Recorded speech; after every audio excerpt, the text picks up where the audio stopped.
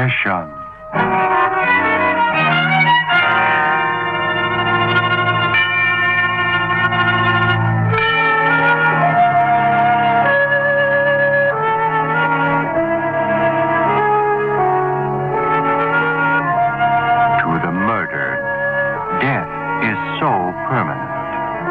To the murderer, the glaring memory of living, red blood oozing its ghastly stain, dying eyes that hold a look of shocked bewilderment, the grotesque sprawling of the body becomes a growing terror. The murdered do haunt their murderers, diabolically filling each moment, waking or sleeping, with an ever-building, distorted desire that mounts into an all-encompassing obsession. And so, this is our story, starring John Loder.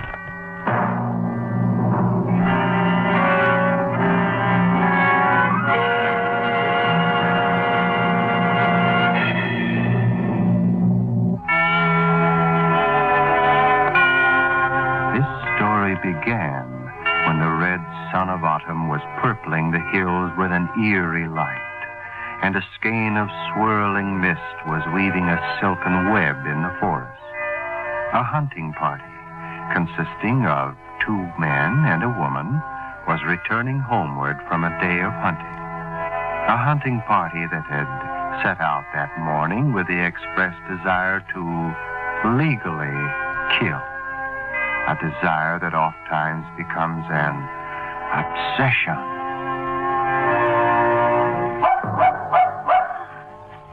Here, come on, boy. Lloyd, Yeah? I wonder where Martin is. He went ahead to see if he could locate that path that leads out of here.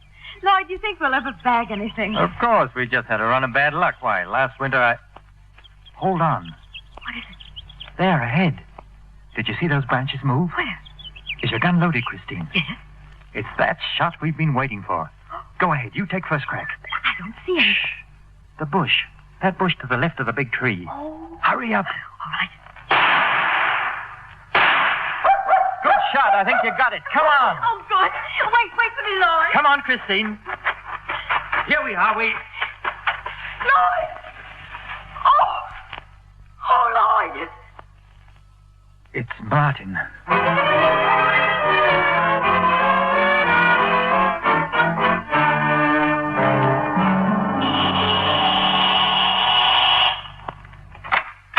Good afternoon. I came to inquire about... I'm sorry, we're not interviewing reporters.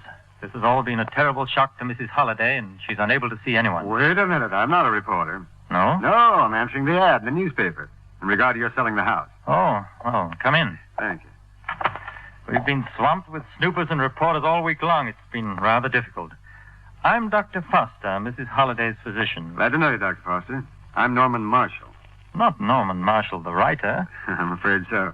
Well, this is a pleasure, Mr. Marshall. I'm one of your most devoted readers. Well, thank you very much. Now, as to the estate, I believe I can tell you all you wish to know. Well, there's scarcely much I need know. I've seen innumerable pictures of the Holiday House in the Sunday Rotary Reviewer. Now, regarding price... The price is as advertised. Mm-hmm. And servants. Would they be available to a new owner? I'm sorry, no. You see, since Martin Holliday's death, I've had to discharge them. Mrs. Holliday is in a very delicate condition requiring absolute quiet. It was imperative that no one remain in the house who might disturb her in any way. Oh, breakdown? Something of the sort, yes. Well, that's a shame. The entire affair has been quite tragic. But to get back, Mr. Marshall... Oh, yes, of course. The library here, Dr. Foster, this was Mr. Holliday? Yes. He appears to have quite a number of rare works. This one here, for example, I don't believe I've seen this in... I should prefer you not to handle the books, please, Mr. Marshall. Oh, I'm sorry. I think the library is not for sale. None of the furnishings. Perhaps we discussed a satisfactory price on a few of these editions? I've just told you, Mr. Marshall, the furnishings are not for sale. Mrs. Holliday's instructions. Did you call me, Lloyd? Christine, what are you doing here? You're not well enough to be up and around just yet. Don't you think you'd better go back to your room? No. No, it's so warm there. I wanted some fresh air. Who is this? This is Norman Marshall, Christine. How do you do, Mr. Marshall? I'm Mrs. Holliday. Very happy to know you, Miss Holliday. Mr. Marshall is considering buying the estate. Yes, seems to be an ideal place for a person in my line of work. Line of work? Mm-hmm. I'm a writer. A writer? Oh, that's very nice. You know, it's funny. I used to wish I were a writer. I think I still do. There's so many things I could write about. Christine? Christine, I'll help you back to your room. No, it's quite all right. I can manage. Good day, Mr. Marshall. Good day, Mrs. Holliday. You must forgive some of the things she says, Mr. Marshall. She doesn't realize. Well, she didn't seem to say anything wrong. Yes? Well, nevertheless. Now, about the house. The house? Oh, yes, the house. Well, I'll take it. Oh. Well, fine. I'll draw you up a check. And by the way, I'll have to ask a favor of you. Certainly. What is it? I had a bit of car trouble down the road, and there doesn't seem to be any service stations out this way. I wonder if you'd mind driving me back into town. Oh, I'd like to, but I'm afraid I can't. We haven't a car on the estate. No? No, they're in storage. Oh, I see. Well, I hate to ask, but do you think you could put me up someplace for the night? Oh, I'm afraid it's impossible. Oh, well, I'm sorry then. Oh, that is, I didn't quite mean it in the way I said. After all, we couldn't very well turn you out when you practically own the house, could we? I don't know. Could you? You'll find a guest room at the head of the stairs, Mr. Marshall. You're welcome to stay. Good evening. Good evening to you.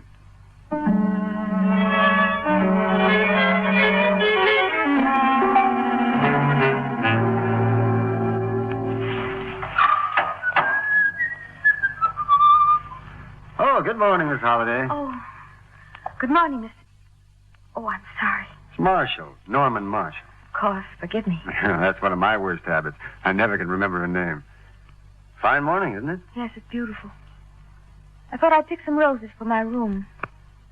Do you like roses, Mr. Marshall? Very much. I planted them myself. Martin used to like roses. Martin. Can I help you?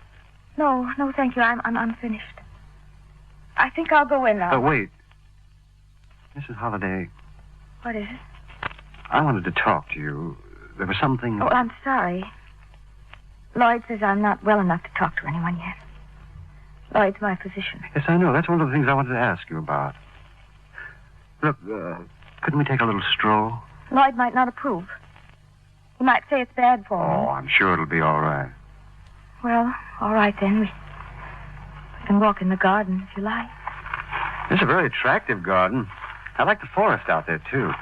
Seems to add something. Forest? I despise the forest. Oh? We were hunting. Lloyd said it was there in the clump of trees. It wasn't that I meant to.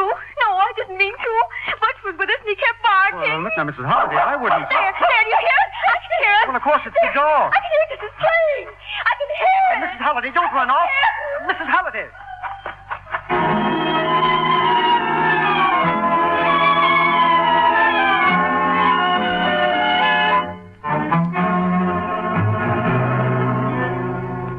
Mr. Marshall. Oh, Dr. Foster. Hello. Mr. Marshall, I've tried to show you every courtesy, and I'd appreciate it if you would at least grant me the same consideration. Something wrong? Mrs. Holliday and I have made arrangements to turn over the estate to you by the end of the week at the latest. Until then, I must ask you to leave. Well, pardon me for asking, but why the bum's rush? If you mean the reason for my asking you to leave, I think that's pretty obvious. I've already explained to you that Mrs. Holliday is a very sick woman desperately in need of complete rest and relaxation. She doesn't seem so terribly ill. Confused, I believe, is a better word. I believe as a physician I'm better qualified to diagnose Mrs. Holliday's condition. It so happens that she is suffering from a rather complex neurosis brought about by the shock of her husband's death. I don't know what you were discussing with her in the garden this morning. However, I do know that since then she has suffered a complete relapse. Oh, well, I'm sorry to hear that. I didn't mean to upset her. It's my duty to see that you don't have another opportunity.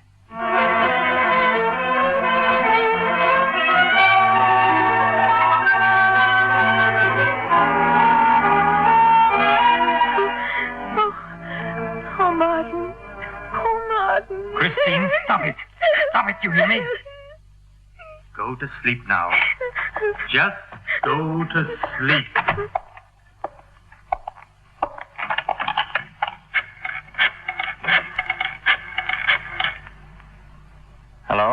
Cedar Grove Sanitarium. May I speak to Dr. Cameron, please? Hello. Oh, hello, Arthur. I'm sorry to bother you this time of night. Yes, I'm afraid it's happened. I'm bringing Mrs. Holliday to Cedar Grove tomorrow evening. You can expect us at 6. Thank you, Arthur. I knew you would. Good night. Foster? What are you doing here? Foster, you wouldn't take her to Cedar Grove. I've just made the arrangement. But that's an asylum. We doctors prefer to call it a rest home. Good night, Mr. Marshall.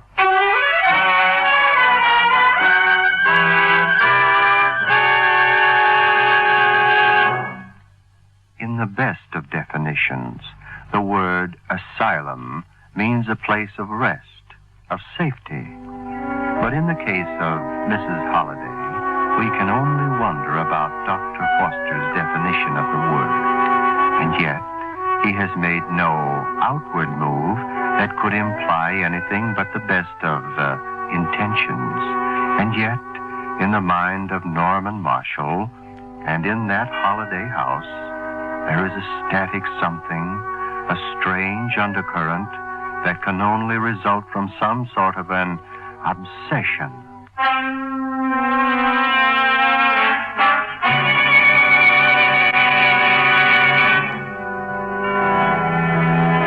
Returning now to the mystery starring John Loder. Norman Marshall spent a wakeful night in the guest room of Holiday House, a night through which marched a parade of disturbing thoughts, like pickets in a fence. And always the question, like the beat of a pulse. Why? Why? Why? And then, as the gray shroud of dawn presaged the coming light of day, Norman Marshall watched Dr. Forrest drive away from the Holiday House in a car that should not have been there. A car that was in storage. And again, thoughts raced through his mind. And he knew that somewhere within this house was the answer to some terrifying problem of obsession. Yes, Lloyd, come in. Lloyd, I didn't sleep very well last night. I wish... Oh, Mr. Marshall. Mrs. Holliday. I'm not supposed to talk to you, Mr. Marshall. Lloyd said I must... I'll only take a moment of your time, Mrs. Holliday. There's something I'd like to ask you. There's nothing I can say to you. I'm not well. I wish you'd go. Who said you weren't well? Lloyd's trying to help me. You're not trying to help me at all. Mrs. Holliday, where did Dr. Foster get the car he drove away in this morning? Car? Lloyd has his own car. Has he had it on the estate? Did he have it the day before yesterday? Of course. He uses it to go into town for groceries and to get medicine for me. But what medicine? These tablets here? Yes, they're sedatives. They're strange-looking sedatives. You mustn't take those. Why are you tasting them? They're for me. Lloyd gives them to me to quiet my nerves. Really? These are soda tablets, Mrs. Holliday. I don't understand. Neither do I. But I believe I'm beginning to. What do you mean? Frankly, Mrs. Holliday, I'm inclined to think that your Dr. Foster is doing you considerably more harm than good. I wouldn't say that, Mr. Marshall. Foster. Oh, Lloyd, I was... I believe that'll be enough company for you this morning, Christine. You'd better go back to bed. Yes, Lloyd. As for you, Mr. Marshall, it appears to be getting quite a habit with us, my asking you to leave. Yes, I suppose it is. Get out, please. Foster, Get out!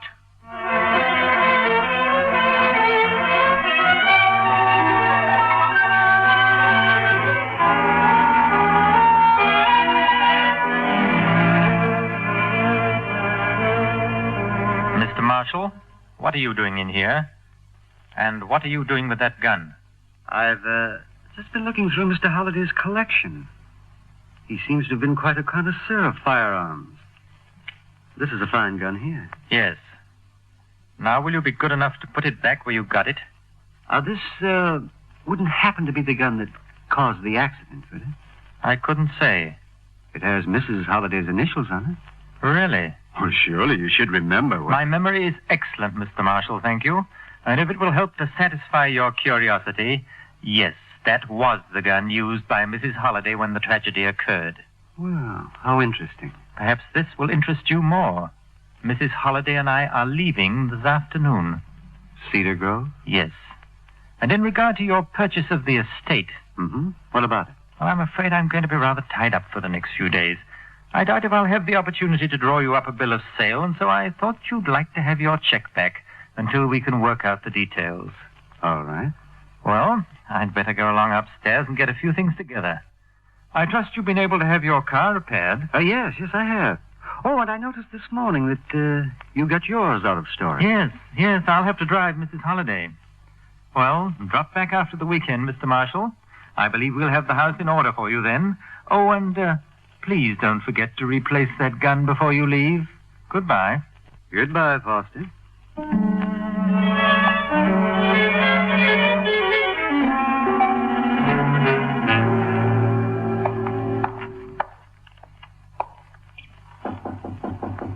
Mrs. Holliday? Mrs. Holliday? Who's there? It's I, Mr. Marshall. Open the door, please. But I It's very important. Please open the door, quick. can't. Lloyd locked it. I'll come around through the garden. Meet me at the window. All right.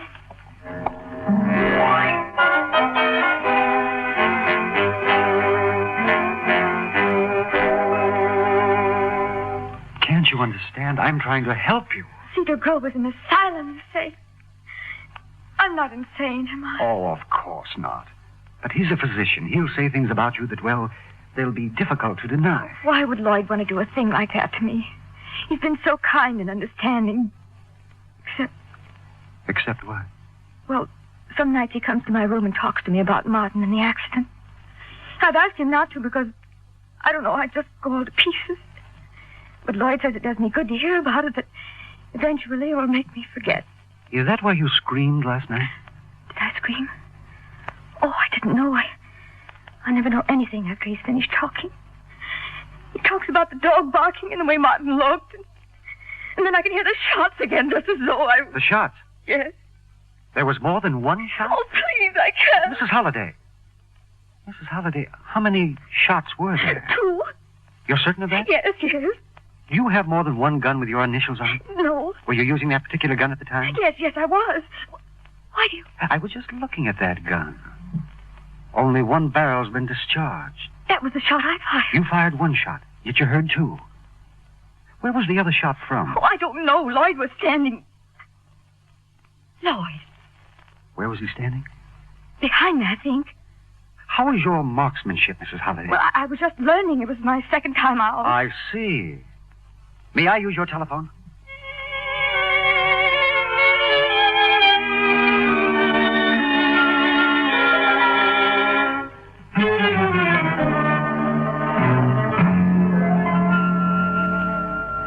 Marshall, I thought you'd gone. Well, I was waiting for you. I wanted to talk to you. I'm sorry, I haven't time. Mrs. Holliday and I are late now. I see you've taken that gun down again. Will you kindly put it back? Not just yet. You know, I have a suspicion. Oh, it's only a suspicion, you understand, that this may not have been the gun after all that caused the untimely death of Mr. Holliday. Mr. Marshall, I'd like to stay and chat with you, but... And then again, there's the possibility that Mr. Holliday's untimely death wasn't untimely at all. That's very interesting, I'm sure. And now, Mr. Marshall, if you will forgive me, I'm afraid I must Only be going. one barrel's been discharged from this gun. There's another shot left. You wouldn't happen by any chance to be threatening me? I might be. Dr. Foster, I believe you killed Martin Holliday. Well, of all the ridiculous... Mrs. Holliday tells me 2 shots were fired.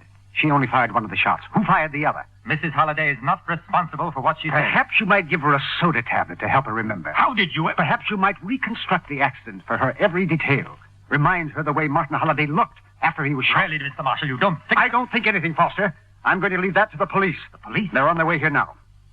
Oh, I see. You've been quite thorough about this thing, haven't you? I hope so. Huh. Well, inasmuch as I'm being held captive, would it meet with your approval if I smoked? Certainly. Thank you. Do you happen to have a match? Here you are. Thank you again. Tell me, Mr. Marshall, with your evidence, do you believe the police will be able to convict me of murder? I think so. Well, that's odd. So do I. You did kill Holliday? I'm afraid so. Why? It's rather a long story. Well, we have plenty of time. All right. This house here, it was once mine. I built it. Every dollar I could get my hands on went into the building of it. The library, the collections, everything. I bought them. By the time it was finished, most of my money was gone, but I had what I wanted. Something I'd worked all my life for, the Foster house. It was mine, every inch of it. The only thing I'd ever owned. Then I met Martin Holliday. He was in charge of a stock and bond company. We became great friends. I had a little money. The market was doing exceptionally well at the time. And he advised you to invest? Yes. I used my savings to buy some shares of stock at his suggestion. The stock failed. Martin assured me I'd be able to recover my losses if I bought on margin. I took his advice, borrowed on my house and everything in it, but to no avail. The stock was worthless. How did he come to buy the house? He took it in exchange for my debts. My house. I was penniless, and it hadn't cost him a thing. He stole the house from me. That's why I killed him. Here, what are you doing, Foster? Give me that gun. No, Marshal. Stand back. There's one more shot, remember? Your cigarette. You've set fire to the draperies with it. Yes, a moment ago. And you're going to give that fire a chance, Marshal, do you hear? No, let me put it out. Christina, help me. You can't stop it, either of you. I'd rather see my house burn to the ground than let anyone else have it.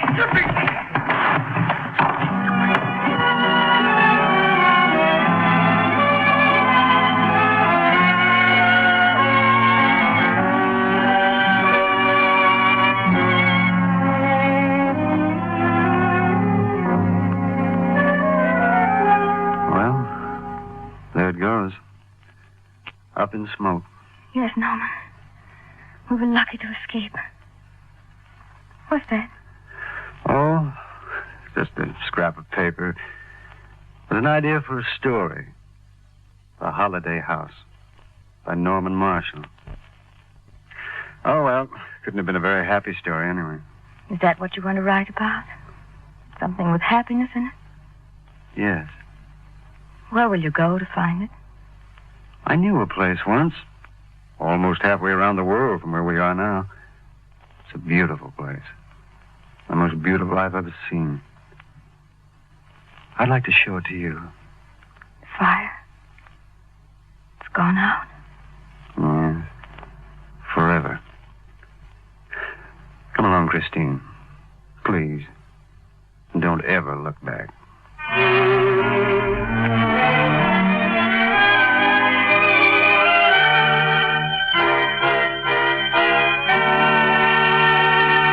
You have been listening to Obsession.